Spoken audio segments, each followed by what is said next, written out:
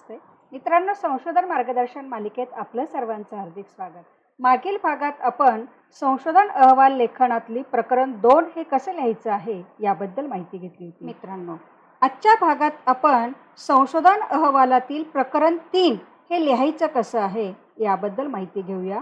आता प्रकरण 3 कोणतं असतं की तुम्ही संशोधनासाठी कोणती कार्यपद्धती वापरली आहे, कोणत्या प्रकारे तुम्ही संशोधन कार्य केलेलं आहे, त्या संपूर्ण संशोधनाची कार्यवाही तुम्हाला टप्प्याटप्प्याने काय करायची असते, द्यायची असते. आता यामध्ये सुद्धा थोडक्यात त्या प्रकरणाची प्रस्तावना तुम्हाला करायची आहे की तुम्ही ही रिसर्च मेथॉडॉलॉजी किंवा संशोधन कार्यपद्धतीमध्ये कोणकोणत्या बाबींचा समावेश केलेला आहे, कोणत्या कोणत्या पायऱ्यांनी तुम्ही संशोधन काम पूर्ण केलेलं आहे याबद्दल तुम्हाला प्रस्तावनेमध्ये थोडक्यात माहिती ही द्यायची असते. त्यानंतर तुम्ही प्रत्यक्ष आत्ता जे संशोधन हाती घेतलेलं आहे तर त्या संशोधनासाठी कोणत्या प्रकारची संशोधन पद्धती वापरली होती. आता यावरही आधारित वेगवेगळे व्हिडिओज आपण तयार केलेले होते, तर ते व्हिडिओ तुम्ही बघू शकता आहात. मग तुम्ही क्वालिटेटिव्ह पद्धतीने केलेलं होतं की क्वांटिटेटिव्ह पद्धतीने केलेलं होतं, या दोन्ही बाबी तुम्ही काय करायच्या आहेत, लक्षात घ्यायच्या आहेत. मग त्याच्यामध्ये वर्णनात्मक पद्धतीने तुम्ही संशोधन केलं होतं का, की प्रायोगिक पद्धतीचा तुम्ही वापर केला होता, किंवा ऐतिहासिक संशोधन पद्धती तुम्ही वापरली होती, की मिश्र पद्धतीचा तुम्ही वापर केला होता, की एथनोग्राफिक मेथडच्या पद्धतीने तुम्ही केला होता, आणि कोणती संशोधन पद्धती तुम्ही तुमच्या संशोधनासाठी वापरली आहे त्या पद्धतीचा थोडक्यात आढावा तुम्हाला काय करायचा आहे, या मुद्द्याच्या अंतर्गत द्यायचा आहे. त्यानंतर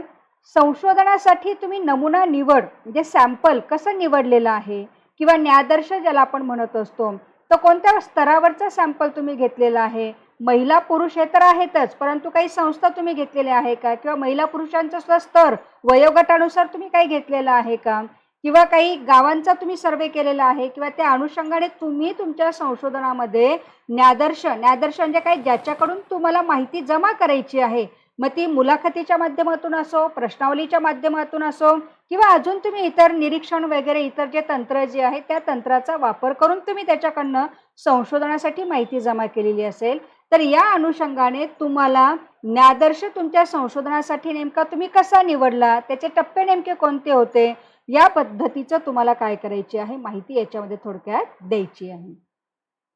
त्यानंतर संशोधनासाठी माहिती जे संकलन तुम्ही केलेलं आहे, तर संकलनासाठी कोणत्या प्रकारची साधनं वापरली किंवा तंत्र वापरली, जसं प्रश्नावली आहे, किंवा मुलाखत आहे, निरीक्षण आहे, किंवा काही तुम्ही केस स्टडी वगैरे केला होता का, किंवा गटचर्चेच्या माध्यमातून तुम्ही माहिती जमा केली होती की, किंवा सायकोलॉजिकल टेस्ट वगैरे वापरून तुम्ही माहिती जमा केलेली आहे. म्हणजे तुम्ही माहिती जमा करण्यासाठी ज्या साधनाचा किंवा तंत्राचा वापर केलेला असेल, तर त्या साधनाची सविस्तर माहिती, ते साधन तुम्ही जर निर्मित केलेलं असेल तर तुम्ही निर्मिती कशा पद्धतीने केलेली आहे, त्याचं स्टँडर्डायझेशन तुम्ही कशा पद्धतीने करून घेतलेलं आहे, याची सगळी माहिती तुम्हाला द्यायची असते. किंवा तुम्ही एखादी स्टँडर्डाइज टेस्ट वापरली असेल, कोणी यापूर्वी तयार केलेली प्रश्नावली जी आहे, तर त्या प्रश्नावलीचा आधार घेऊन तुम्ही काही माहिती जमा केलेली असेल, तर त्या प्रश्नावलीमध्ये घटक कोणत्या म्हणजे कोणत्या घटकाच्या आधारावरती प्रश्नावली तयार केली गेलेली होती, किती प्रश्नांचा समावेश त्याच्यामध्ये होते, निगेटिव्ह पॉझिटिव्ह संख्या त्याच्यामध्ये किती होती, म्हणजे प्रश्न जे आपण घेत असतो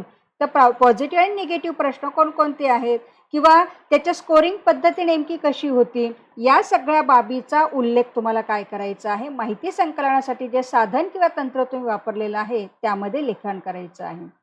त्यानंतर माहितीचं विश्लेषण म्हणजे डेटा ॲनालिसिस तुम्ही कसा केलेला आहे, कोणतं टेक्निक तुम्ही वापरलेलं आहे, त्याच्यात टी टेस्ट वापरलेली आहे की आर टेस्ट वापरलेली आहे, किंवा ॲनोवा वगैरे वापरलेला आहे, कोणत्या तंत्राचा की वापर तुम्ही केलेला आहे, तर माहिती विश्लेषणाचे सुद्धा टप्पे, मग तुम्ही त्या माहितीचं वर्गीकरण कसं केलं, त्याचं सांकेतिकरण कसं केलं, कोष्टकीकरण कसं केलेलं आहे, नंतर तुम्ही त्याचं ॲव्हरेज कसं काढलेलं आहे, किंवा मीन मीडियन मोड वगैरे जे आहे कसं काढलेलं आहे, किंवा स्क्यूनेस कुर्टोसिस तुम्ही कशा पद्धतीने काढलेलं आहे, आणि त्यानंतर जर तुम्ही कम्पेअर करणार असाल तर टी व्हॅल्यू तुम्ही कशी काढलेली आहे, जर कोरिलेशन दाखवणार असाल तर आर व्हॅल्यू तुम्ही कशी काढलेली आहे. तर या सगळ्या बाबी ज्या आहेत त्या माहिती विश्लेषण तंत्राच्या अनुषंगाने तुम्हाला सविस्तर द्यायचं आहे.